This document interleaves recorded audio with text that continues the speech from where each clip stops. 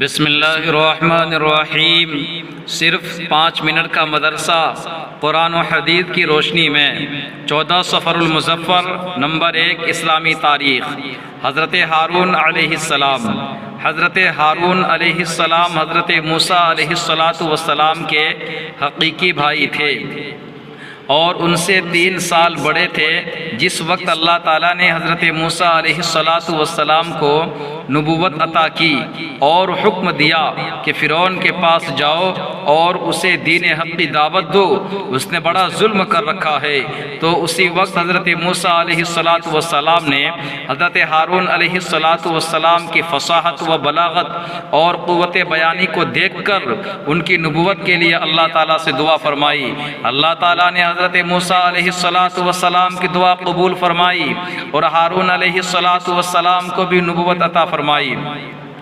دونوں نے فرعون کو دین کی دعوت دی اور بنی اسرائیل کو فرعون کے ظلم و ستم سے نجات دلائی۔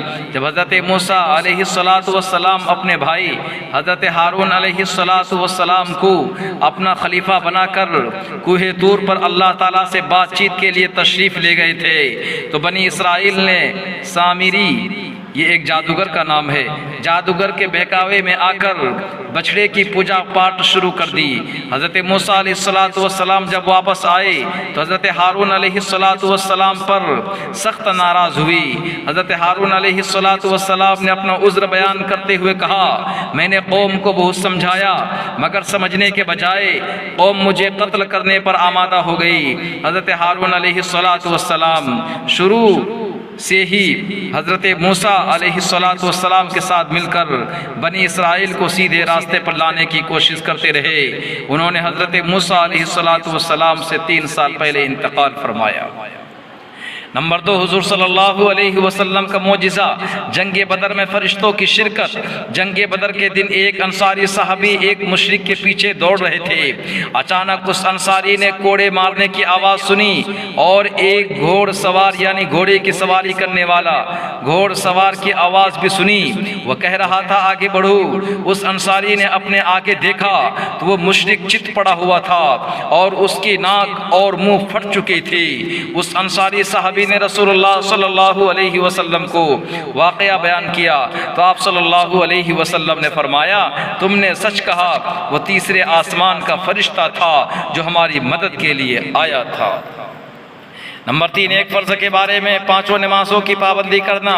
رسول اللہ صلی اللہ علیہ وسلم نے فرمایا، جو شخص 5 فرض نمازوں کی پابندی سے پڑھتا ہے وہ اللہ تعالیٰ کی عبادت سے غافل رہنے والوں میں شمار نہیں ہوتا۔ نمبر 4، ایک سنت کے بارے میں کتے یا گدھے کی آواز سن کر یہ دعا پڑھی۔ رسول اللہ صلی اللہ علیہ وسلم نے فرمایا، جب تم رات میں کتوں کی آواز اور گدھے کی چیخ سنو تو اعوذ باللہ من الشیطان الرجیم پڑھ لو، اس لیے کہ یہ ان شیطانوں کو دیکھتے ہیں جنہیں تم نہیں دیکھتے۔ نمبر 5، ایک اہم عمل کی فضیلت، ایک غلام آزاد کرنے کے برابر ثواب۔ رسول اللہ صلی اللہ علیہ وسلم نے فرمایا، جس نے کسی کو دودھ والی بکری یا روپے قرض دیے یا راستہ بتا دیا تو اسے ایک غلام آزاد کرنے کا ثواب ملتا ہے۔ نمبر 6، ایک گناہ کے بارے میں سود خور سے جنگ کا اعلان۔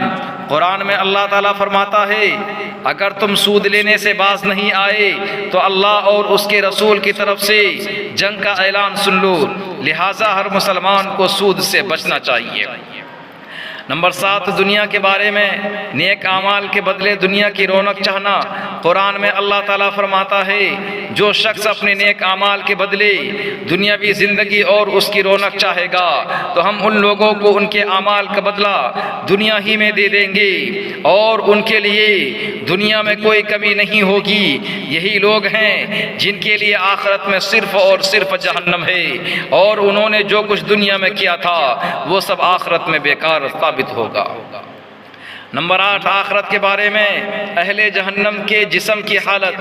رسول اللہ صلی اللہ علیہ وسلم نے فرمایا، جہنم میں دوزخیوں کو اتنا موٹا کر دیا جائے گا کہ ان میں سے ہر ایک کافر کی ایک کان کی لو اور اس کے کندھے کے درمیان 7 سال چلنے کا فاصلہ ہوگا۔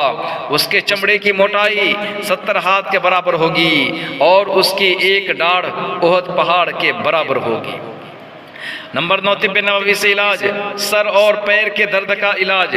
رسول اللہ صلی اللہ علیہ وسلم سے جب کوئی سر میں درد کی شکایت کرتا تو آپ صلی اللہ علیہ وسلم فرماتے کہ تم پچنے لگاؤ، اور جب کوئی پاؤں کے درد کی شکایت کرتا تو فرماتے کہ تم مہندی لگاؤ۔